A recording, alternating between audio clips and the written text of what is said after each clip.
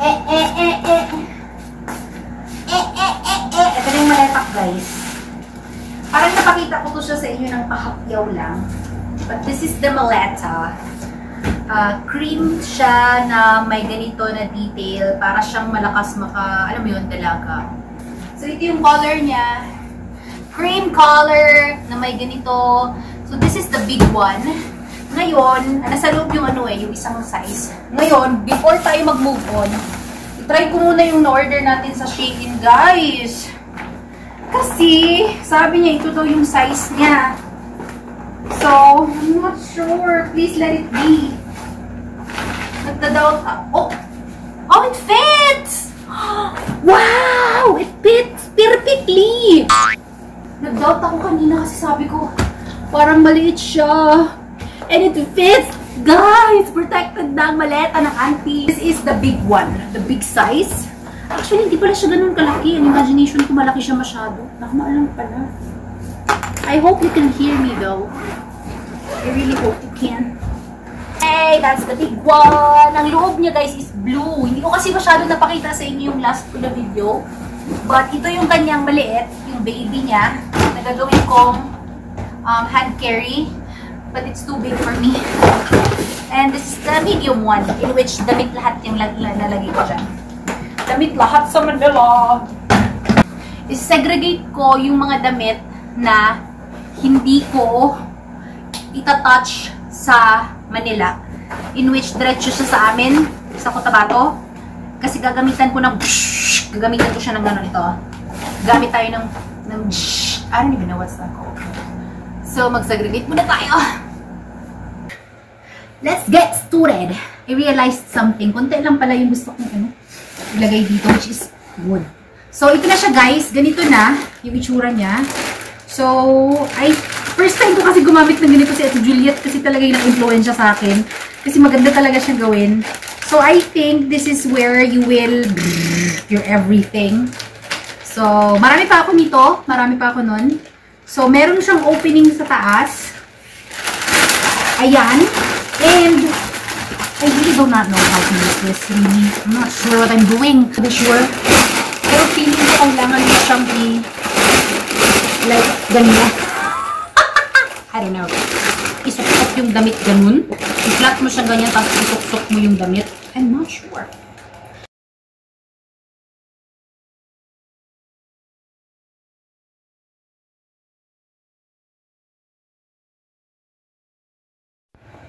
Ayan na, guys.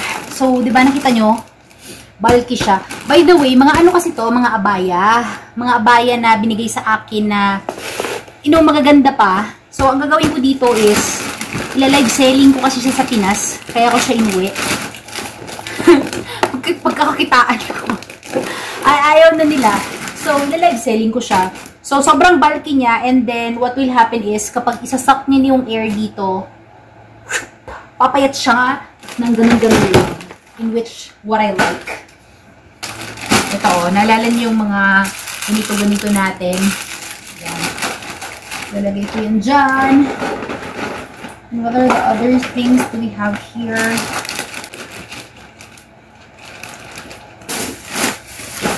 Ito pa pala. Ano pa tayong bag? Bag dyan. So, ayan. Enough na. Kasi puno na siya. Natin is ihuhulma. Ipa-follow through muna natin siya. Ganyan. Ganyan ba?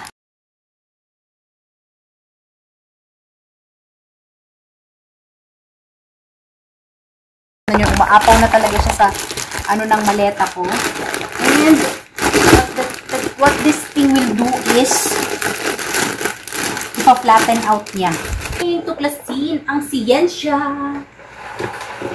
So, what you have to do is we need to pull it out. Bulky siya. And then, kinakabahan ako kasi hindi ko alam kung tama. So, what we have to do is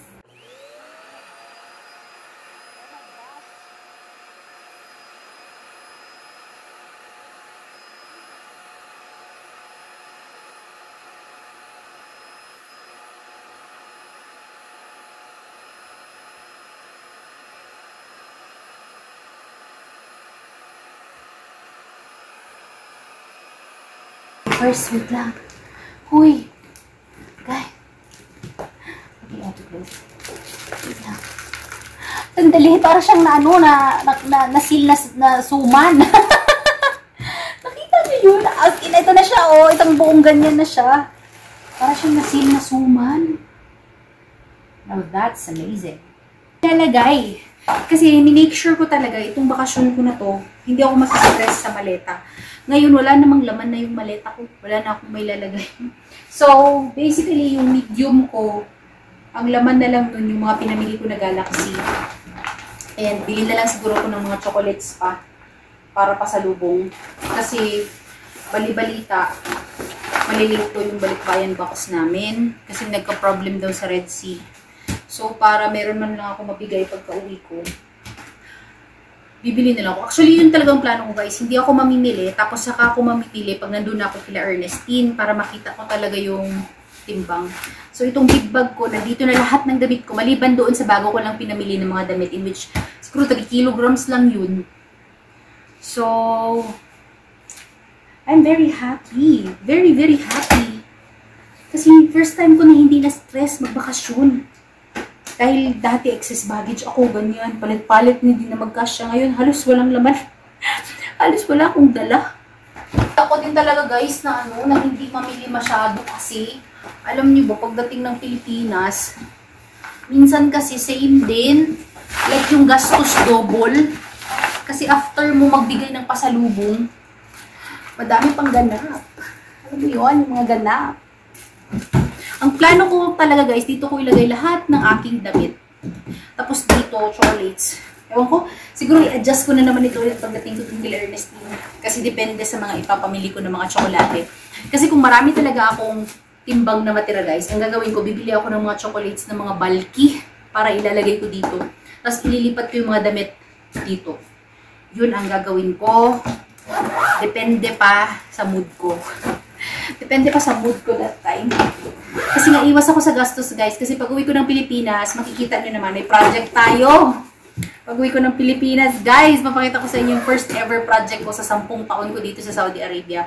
Papakita ko sa inyo lahat ng achievements ko. This is all because of God. So, hindi ako masyado magbonggang-bonggang gastos kasi mapupunta yung pera ko doon sa project na yun. Kung ano man yun, malalaman niyo yun pag uwi natin ng Philippines. Okay? Okay? Ay, try pala natin yung i-try natin yung baby sleeve. Pato natin. Pakita niya. Actually, pag open ko kanina, alanganin ako, sabi ko, kasya ba siya? Ang liit niya. Pero, I trust the sizes that I've seen. Since nagkasya yung malaki, so nagtitiwala ako na kasya din ito. See? It's perfect. Super perfect niya, guys. Super perfect ang damit ng baby natin.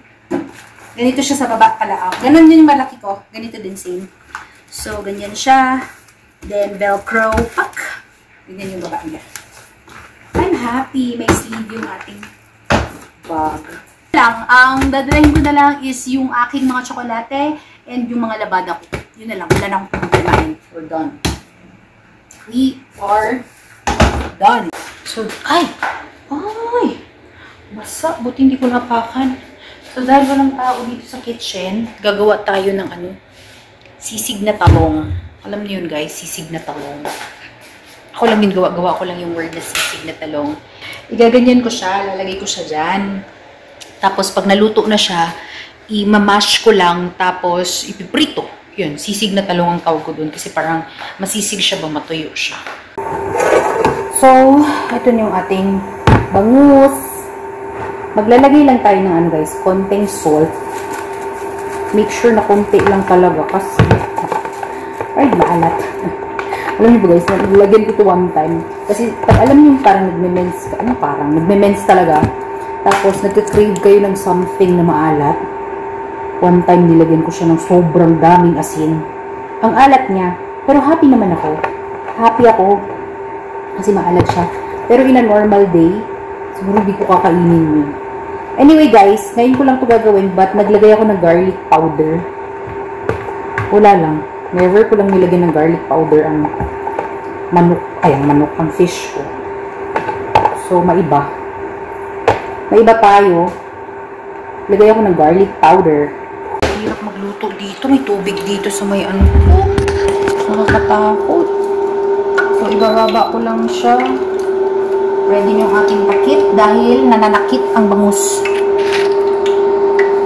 Ayaw natin masaktan tayo ng bangus. Okay, bangus? Kilala kita. Close tayo, bangus eh. So, lalagay natin siya dyan habang di pa siya lumalaban. Dahil pag simula na siya lumaban, matapang ang bangus yan. Okay? So, habang siya ikalmado pa, perfect. Wala pa ito, malambot pa ito eh. Need more. So, ito na siya guys. Nabalatan ko na yung talong. Tapos, pinrito ko muna. Hindi ako naka-vlog kasi dumami bigla ang tao. Then, after nyan, sibuyas, bawang, isa. Tapos, nilagay ko na yung talong. Niliikot yung ulo ko. Tapos, lalagyan ko lang ng egg 3. Tapos, yun na. That's breakfast for tomorrow. Nagluto pala ako ngayon guys kasi bukas nasa Panama na yung boyfriend ko. Pag nasa Panama kasi siya, yung oras namin 12 hours. So pag out niya bukas ng 8 AM 8 PM pala, pag out niya ng 8 PM gising na rin ako ng 8 PM. So pag ganun yung schedule niya, siman kasi siya gising. Pag ganun yung schedule niya, I see to it na kahit off ko bukas, gising pa rin ako ng ganung oras. So, hindi ako nagluluto pag nasa Panama siya. Kasi, yung oras ng pagluto ko, nag-usap na lang kami. Diba? How sweet naman that girlfriend. So, after kinrak yung egg, takpan ko lang para maluto ito. Sakit ng tiyan ko. Nakasampay na rin pala ako guys. Habang niluluto ko kung nagsampay ako. May trip ako mag-multitasking guys. Yung multitasking is not a joke. Pero hiling ko talaga mag-multitask. Kaya ko maglaba, magganito, ganyan. Sabay-sabay. 3 works at a time. Ewan ko, maghiyang ako ng ganun. Guys, natapos na yung ano. Sakit ng likod ko. Ang dami kong ginawa. Ba't yun? May napansin ako dito sa quality ng Samsung ko guys. Kasi para siyang ano, parang hindi siya okay gamitin pag mobile kapag gumagalaw. Kasi feeling ko parang hindi siya stable. Wala lang, feeling ko lang. Higa muna tayo saglit. Mainit pa yung induction cooker. Hindi ko muna pinasok sa loob ng ano, drawer. Nasa loob kasi ng drawer yung induction cooker namin. So, mainit pa siya. Babalikan ko pa yun. Ay, yung likod ko. Grabe.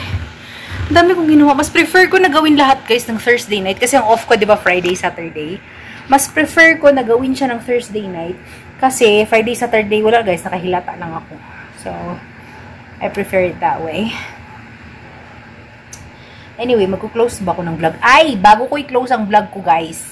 Tama. Alam nyo ba? Hindi pa alam? Hindi ko din alam guys. Ano ba?